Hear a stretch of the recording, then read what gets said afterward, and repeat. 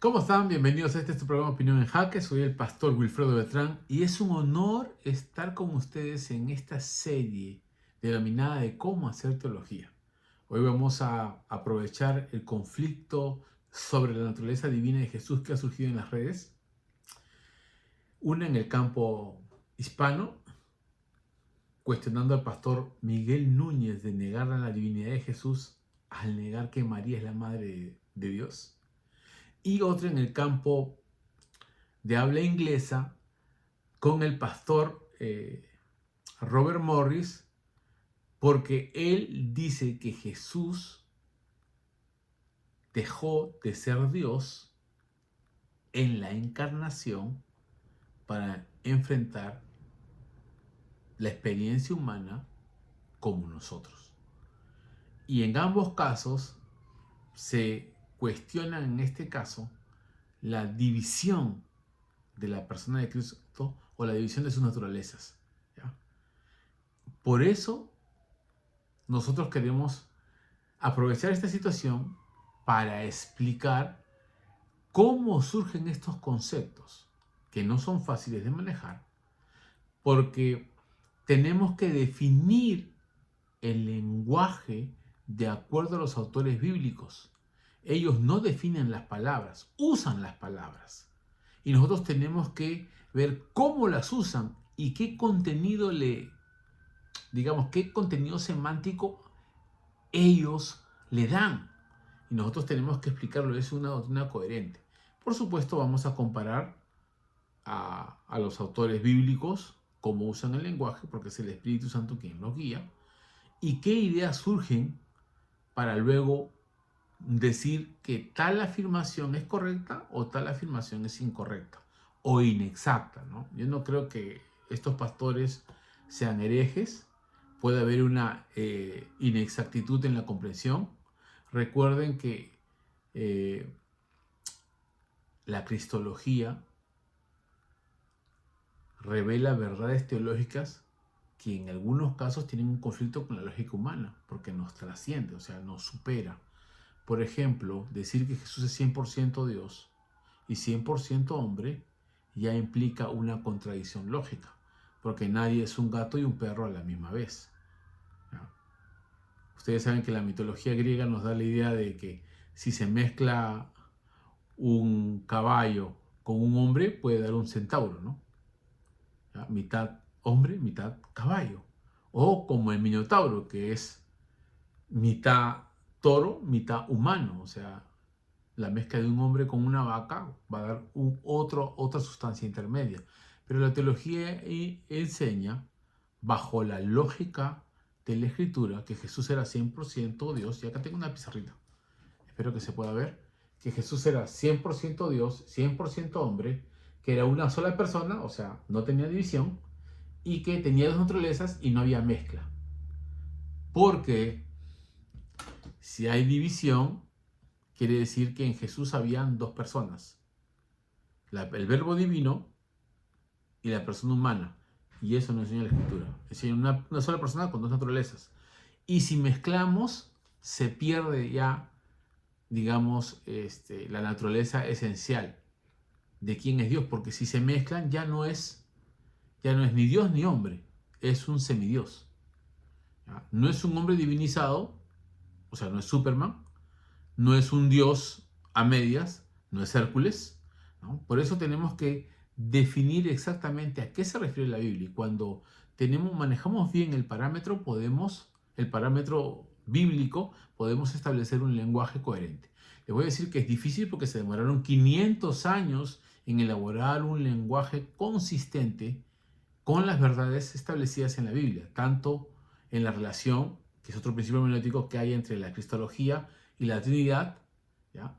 Y la cristología hizo relación con María, porque algunos, aprovechando la afirmación de que Jesús es Dios, y al decir entonces que en la encarnación Jesús, digamos, nació de una mujer, y al no negar su divinidad uno tendría que afirmar que Jesús es la madre de Dios, quieren en este caso divinizar a María. Y eso tenemos que aclararlo muy bien para que podamos establecer una doctrina coherente en un lenguaje adecuado que transmita el concepto tal y como la Biblia lo plantea, ¿no? Por eso entonces tenemos que pasar por la definición de la terminología bíblica y hacemos uso en este caso de un método filosófico y de algunas palabras del campo de la filosofía, ¿ya? Pero nosotros queremos hacerlo ahora en un lenguaje más sencillo, no voy a entrar a mucha terminología que mueven conceptos amplios porque quiero hacerlo sencillo y accesible a todos los que nos escuchan, porque ese es nuestro deseo. Muy bien, dicho esto, vamos a ver cómo se relacionan las dos naturalezas en la persona de Jesús. Primero tenemos que afirmar que el verbo existía desde la eternidad. ¿Quién plantea este concepto? Juan. Si tiene su Biblia, acompáñame para leer Juan 1.1. Juan 1.1 dice, en el principio era el verbo, y el verbo era con Dios, y el verbo era Dios. Era también se podía traducir como estaba, ¿no? En el principio, o sea, en el principio del tiempo estaba el verbo. O sea que el verbo existe antes del tiempo. Por eso es que creemos en la preexistencia. Esta primera afirmación, esta primera oración, ¿ya? Indica que el nombre de la segunda persona de la Trinidad era el verbo. Así se le identificaba. Su nombre humano es Jesús cuando se encarna, ¿ya? Pero el nombre, digamos, que él tenía desde la eternidad era el verbo. Y existía antes del principio. Y la siguiente oración dice, y el verbo era con Dios. O sea, o el verbo estaba con Dios. ¿Qué entendemos? Que el verbo era una persona distinta de Dios. Tanto Dios Padre como Dios Espíritu Santo. Por eso es importante que en la exégesis podamos definir qué dice cada palabra. Tendremos que definirlas, ¿no? Y finalmente afirma que el verbo era Dios. O sea, estas tres oraciones condensan la preexistencia de Cristo, la persona de Cristo, el verbo, la preexistencia del verbo, la persona del verbo, y finalmente la naturaleza divina del verbo, que era exactamente divino como el Padre y como el Espíritu Santo. Algunos dirán, pero no dice Padre y Espíritu Santo. Muy bien, era completamente divino, ¿ya? Tanto como el Padre y el Espíritu Santo, aunque no está expresado porque hay otros pasajes que nos van a ayudar a complementar las ideas trinitarias. Por eso es importante definir las palabras, entenderlas en su contexto, ver el significado que los autores bíblicos le dan, porque hay un significado de la época, pero ellos le añaden otro contenido semántico. Y por supuesto es un pensamiento complejo porque en algunos casos trasciende nuestra lógica, como he explicado.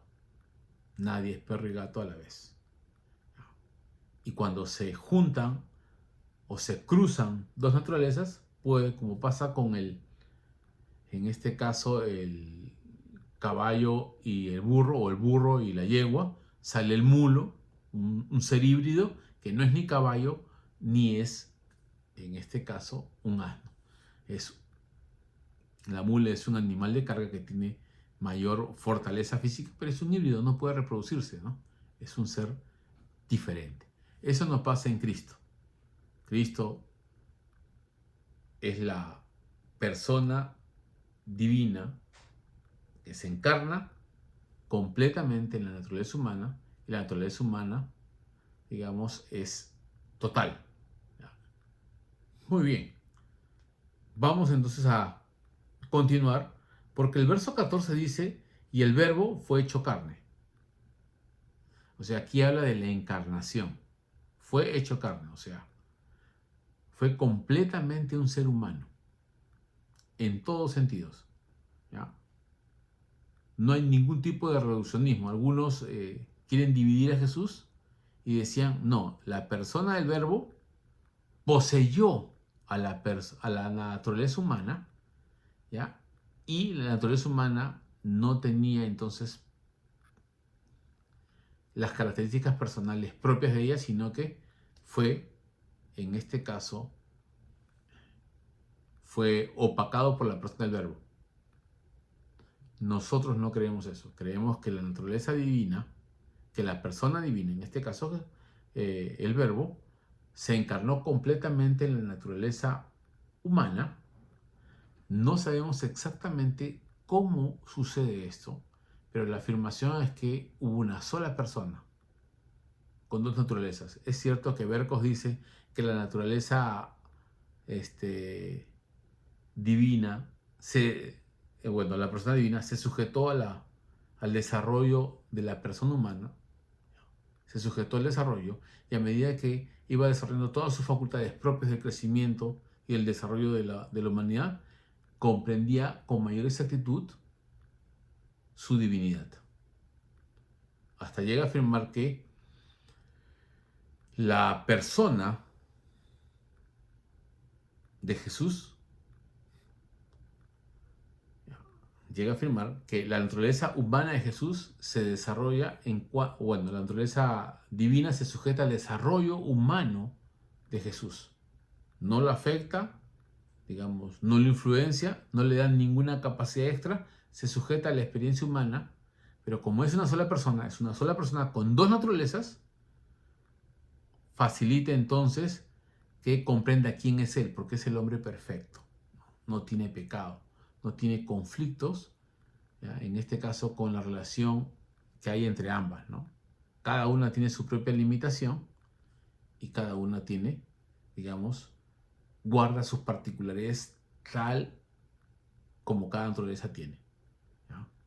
Y juntas solo tienen una sola persona, ¿no? Una sola persona con dos naturalezas.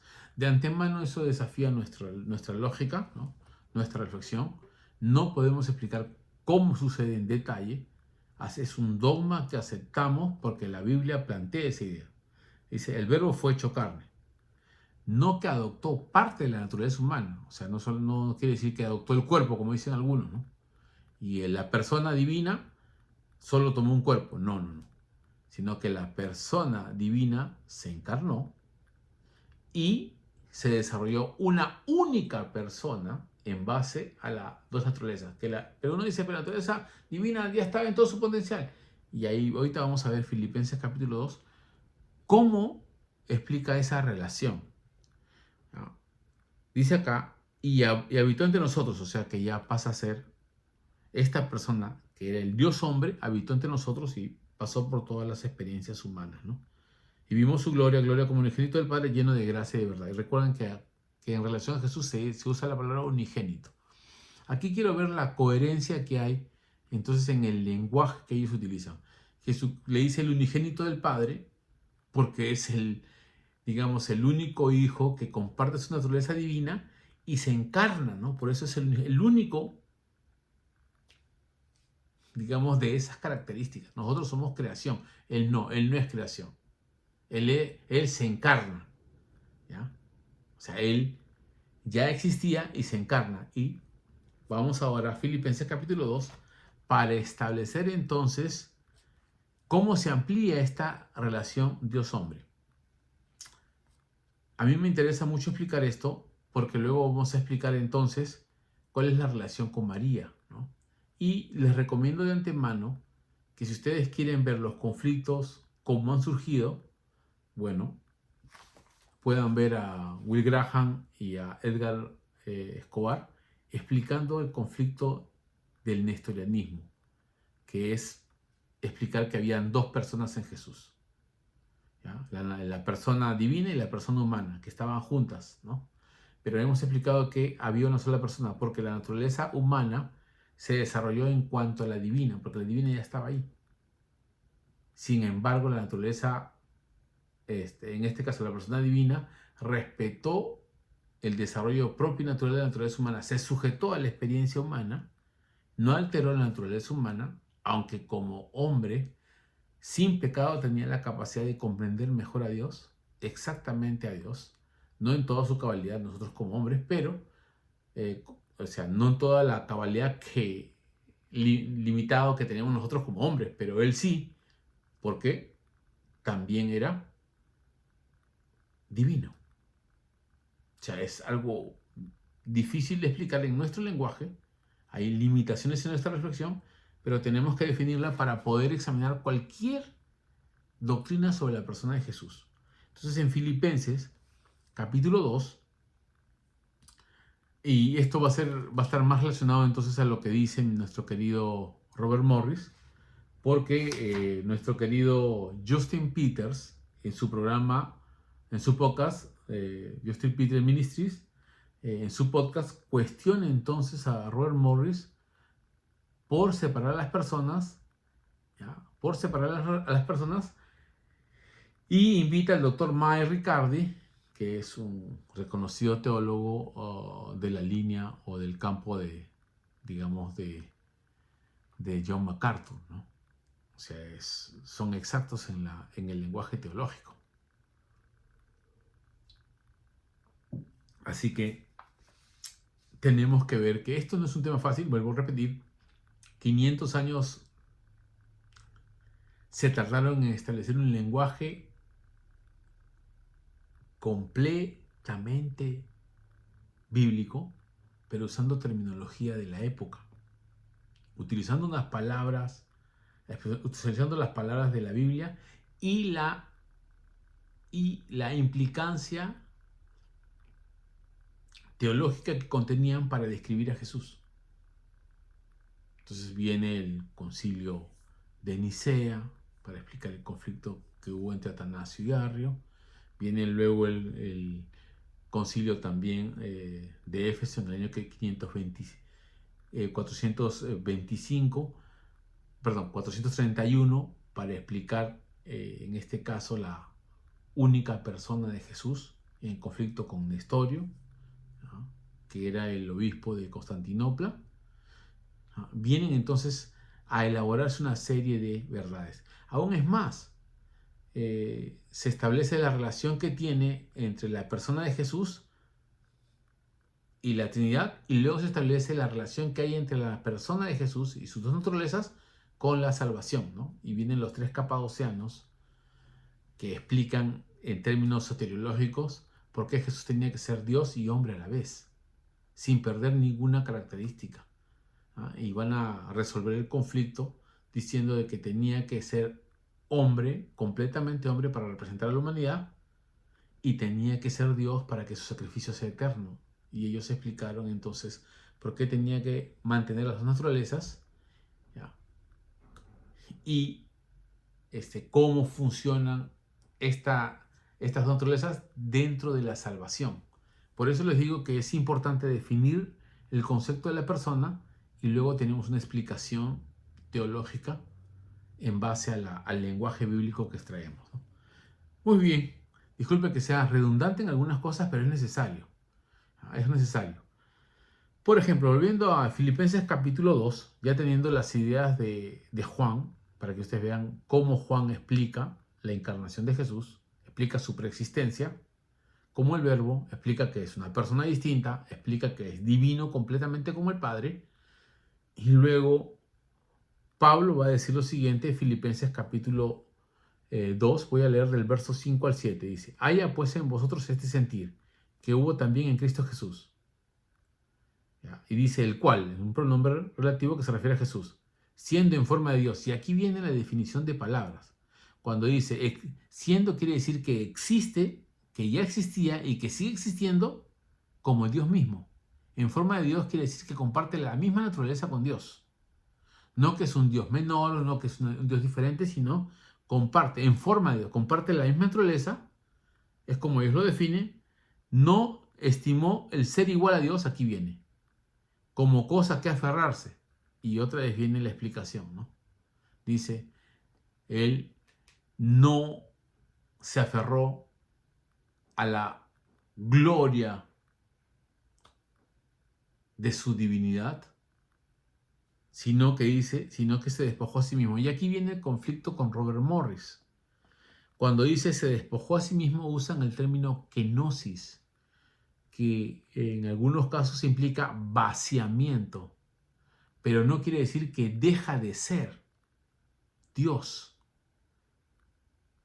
Berkowitz en Historia de las Doctrinas define esto como que renunció al uso de sus poderes divinos y a todas sus capacidades y la sujetó a la experiencia humana. O sea, quiere decir que Jesús Tú no le podías contar un chiste porque ya se lo sabía, sino que él, por así decirlo, renunció a su conocimiento omnisciente para sujetar la persona del verbo al desarrollo natural de la naturaleza humana,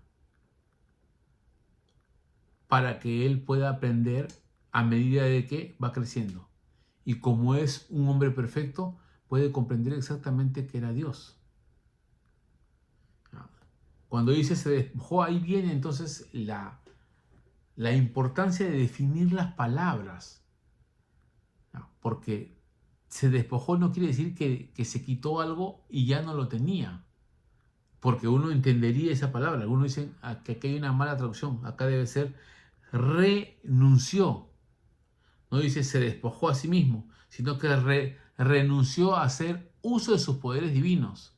¿Renunció a qué? A aferrarse a su divinidad para influenciar su humanidad. Si esto hubiera sido así, entonces Jesús no hubiera experimentado ningún tipo de dolor, ¿no? La crucifixión hubiera sido una farsa, ¿no?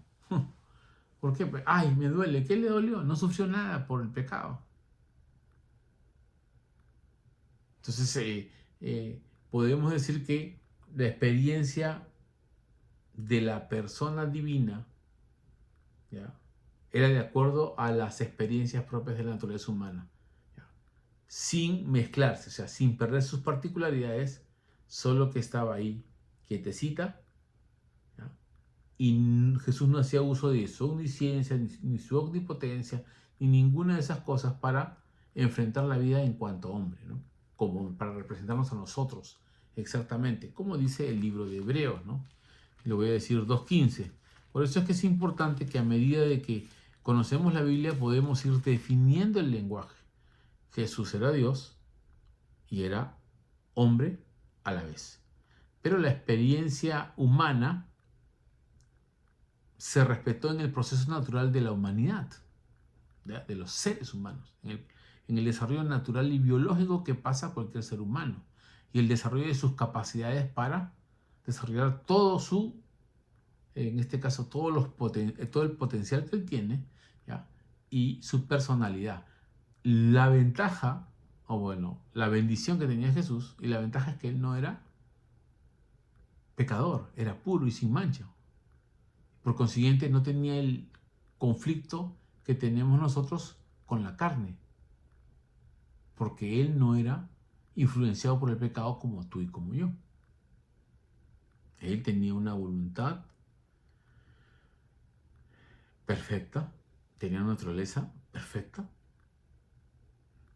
y podía comprender la voluntad divina sin generar conflictos, digamos, de la duda de quién es Dios y que Él era Dios. Iba creciendo su comprensión de sí mismo a medida que iba avanzando en años y lo comprendía aún, digamos, de niño, según sus facultades de este mundo se iban desarrollando. Sus facultades humanas se iban desarrollando en relación al mundo y a la conciencia sobre sí mismo. Por eso es que Hebreos 2.15 dice algo interesante, ¿no? Y hasta hablando de Jesús, dice, y librar a todos los que por el temor de la muerte estaban sujetos, perdón, 2.18. Pues en cuanto él mismo padeció siendo tentado, es poderoso para socorrer a los que son tentados. No podría socorrer a nadie porque no podría ser tentado jamás si su naturaleza humana se valía de las capacidades divinas. Porque no iba a ser tentado jamás. Por eso es que decimos que no hay mezcla. No hay mezcla. Hay coexistencia en base a la persona, ¿ya? Pero un Jesús, a medida que tiene conciencia, depende del Espíritu Santo para hacer los milagros. Y como depende plenamente del Espíritu y tiene una relación profunda con Él, no tiene dificultades para conocer la mente de la gente, lo que piensa, ¿ya? Pero no era por su propia naturaleza, porque Él había renunciado al uso de sus poderes divinos y a todas sus capacidades y se había sujetado al desarrollo de la naturaleza humana para cumplir los propósitos de Dios, ¿ya? Por eso es que en cuanto hombre podía ser tentado, como Adán. Y al identificarse plenamente con los hombres, puede desarrollar empatía con nosotros. Porque ha pasado por las mismas experiencias. En Hebreos 4:15, dice lo siguiente: porque no tenemos un sumo sacerdote que no pueda compadecerse de nuestras debilidades, sino uno que fue tentado en todo, según nuestra semejanza, pero sin pecado.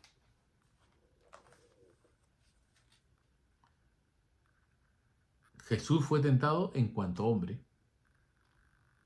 La divinidad no puede ser tentada, por supuesto, la divinidad no puede morir, pero en este caso, en la persona de Jesús, se sujeta a las experiencias humanas.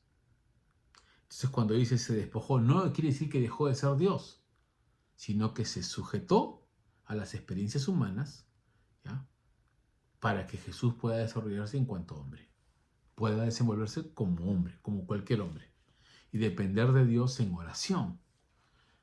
Y hay algunas cosas que él no iba a saber en cuanto hombre, ¿no? Y uno dice, no, Jesús no sabe cuándo es la segunda venida. No, él tenía la información, pero no hacía uso de eso. En cuanto a conocer la persona divina, él tiene acceso a toda la omnisciencia de Dios. Dios no le esconde nada. No le esconde nada. Pero en cuanto hombre, él se había sujetado a la revelación que Dios le da. Si no, su vida humana sería una caricatura, no sería realidad. Y tenemos que decir que se despojó quiere decir que dejó, renunció al uso de sus poderes divinos, no que dejó de ser Dios. Algunos plantean que la idea de se despojó quiere decir que renunció a toda la, digamos, la gloria que tenía antes que el mundo fuese, parafraseando la oración que él hace en Juan capítulo 15, ¿ya?, para que ustedes vean lo que Jesús explica, ¿no? Hendrickson dice algo interesante sobre la renuncia. ¿Qué implica? No lo voy a decir por causa, en este caso, de explicar exactamente lo que queremos. En Juan 15, en el verso 5, miren lo que dice Jesús en su oración, ¿no? Para que ustedes vean la diferencia que hay en cuanto a hombre y a su experiencia que tenía en el seno de Dios en cuanto al verbo. Dice en la oración que él hace en Juan 17, no 15, perdón, Juan 17, verso 5, ahora pues, Padre, glorifícame tú al lado tuyo con aquella gloria que tuve contigo antes que el mundo fuese. O sea, en su existencia eterna, él participaba de toda la gloria divina, pero el hecho de encarnarse y sujetarse a la experiencia humana es una humillación y renuncia a toda la gloria y al privilegio de ser Dios, ¿no?, a toda la experiencia extraordinaria de la divinidad, y se sujeta. No dejó de ser Dios. ¿De dónde lo sacan? Del mismo lenguaje de Pablo, ¿no? Y voy a ir a Colosenses para cerrar las ideas. Capítulo 2, perdón, verso 9. Léanlo conmigo, dice, porque en él habita corporalmente toda la plenitud de la deidad.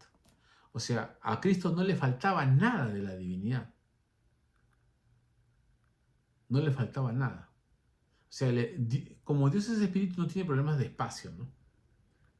Puede estar en el universo como en un punto porque él no está sujeto a las leyes naturales. Pero en Cristo habitaba corporalmente toda la plenitud de la deidad. No le faltaba nada. Por eso entendemos que se despojó a sí mismo. No quiere decir que dejó de ser Dios. Porque, ¿qué dice expresamente Colosenses 9? Porque en él habita corporalmente. O sea, físicamente estaba toda la divinidad en él.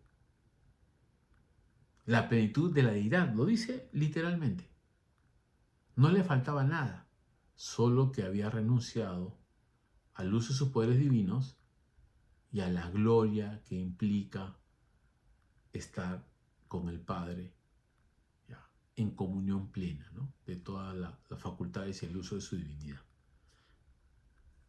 Lo voy a entonces ahora a aplicar al Theotokos, ¿no? El Theotokos era la palabra que se utilizaba para decir que María era la Madre de Dios. Pero aquí hay que aclarar algo interesante, que le escuché a Edgar Escobar y que me parece preciso, ¿no? Utilizando Romanos, capítulo 9, verso 5, donde se indica la divinidad de Jesús y su procedencia del linaje, en este caso judío de los padres, ¿no?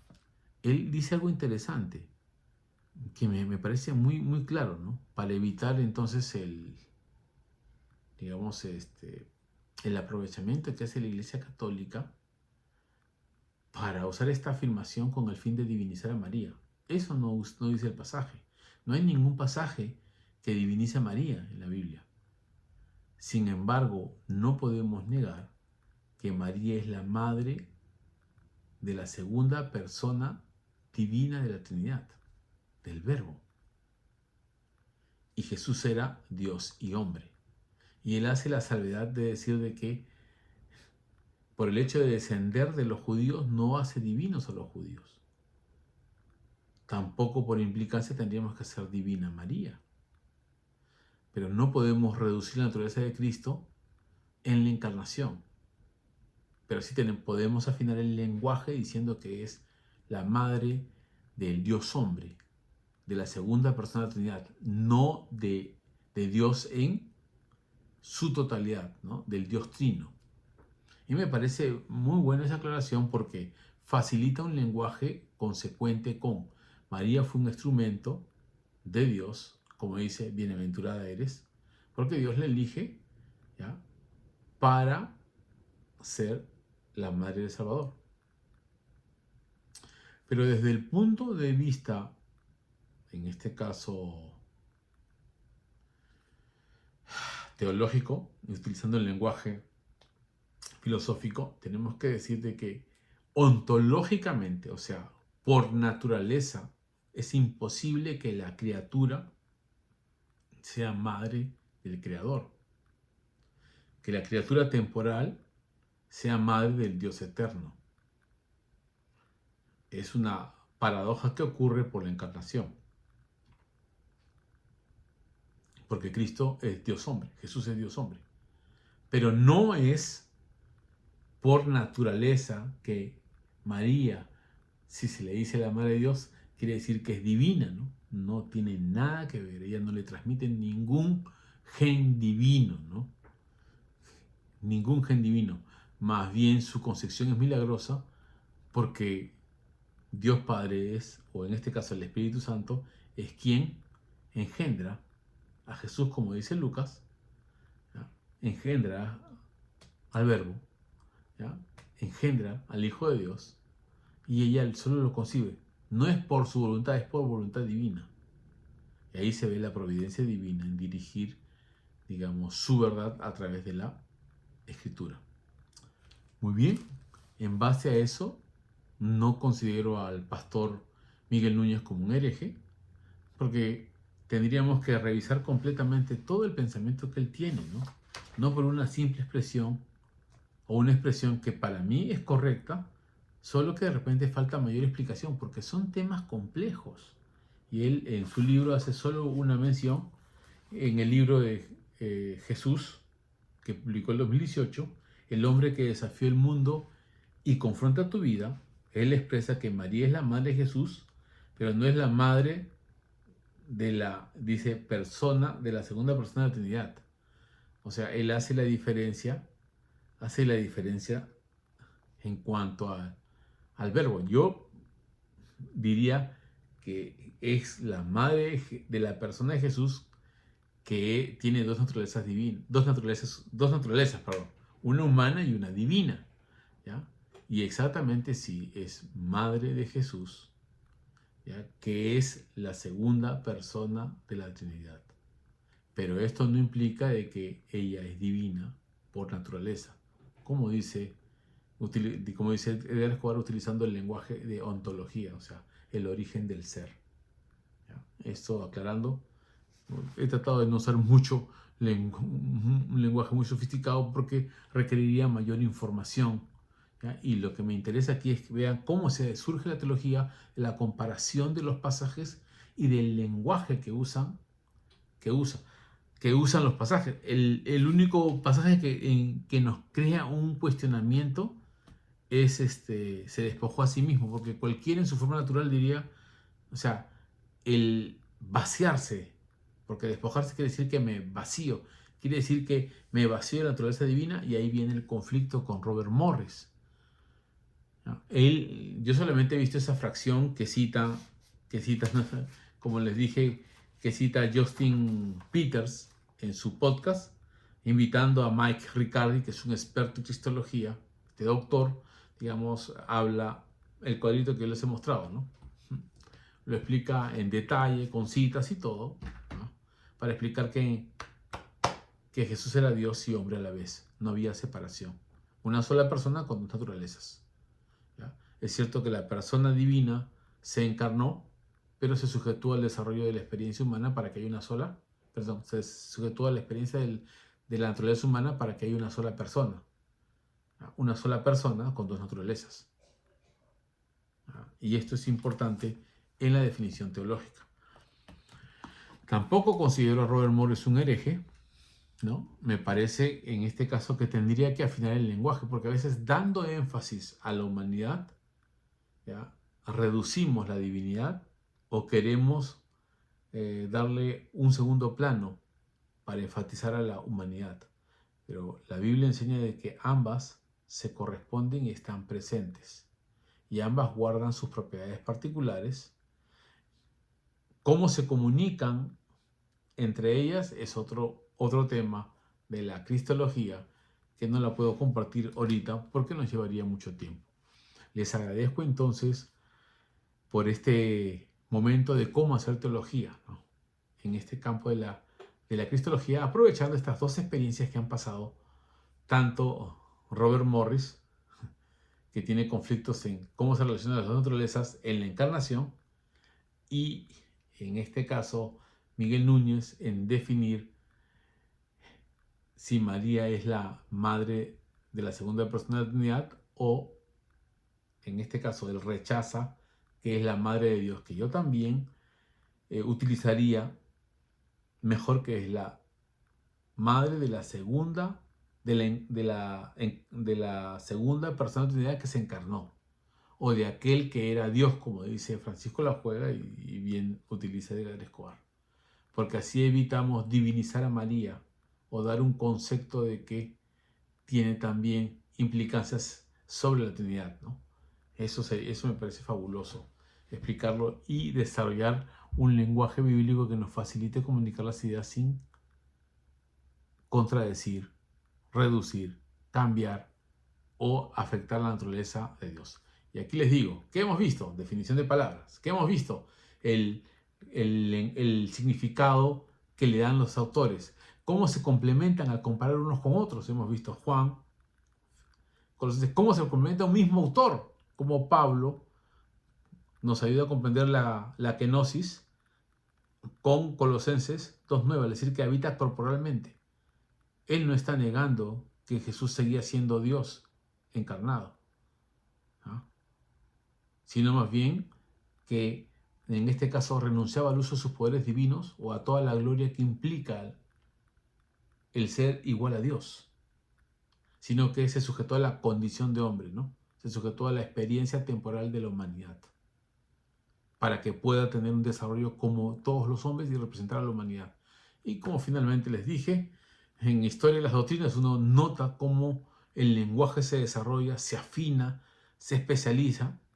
Hemos visto los dos concilios, los he tocado, digamos, solamente tangencialmente, pero solo quiero afirmar entonces que la teología es un proceso de reflexión y de confrontarnos con otros pensamientos. Nos ayudan a afilar las ideas, a afinar el lenguaje, a llegar a la exactitud del pensamiento bíblico. Y eso es lo que deseamos con este programa. Es el que deseamos, que tú puedas pensar, ampliar tus horizontes y no cerrarte, ¿ya? No cerrarte, hay que escuchar las opiniones de los demás con exactitud. Francisco La Cueva plantea el conflicto con Nestorio. Nestorio no tenía un lenguaje teológico muy bien definido. A veces utilizaba la palabra hipóstasis, suntancia en griego, en el mismo significado de prosopón, persona, Por eso a veces se confundía, o tiene dos personas o dos naturalezas, y había ese conflicto. Por eso es importante definir el lenguaje en base a la escritura. Es tan importante. Por eso nosotros estamos aquí planteando las normas hermenéuticas para hacer teología. Les agradezco entonces otra vez y nos vemos en el siguiente programa. Dios los bendiga.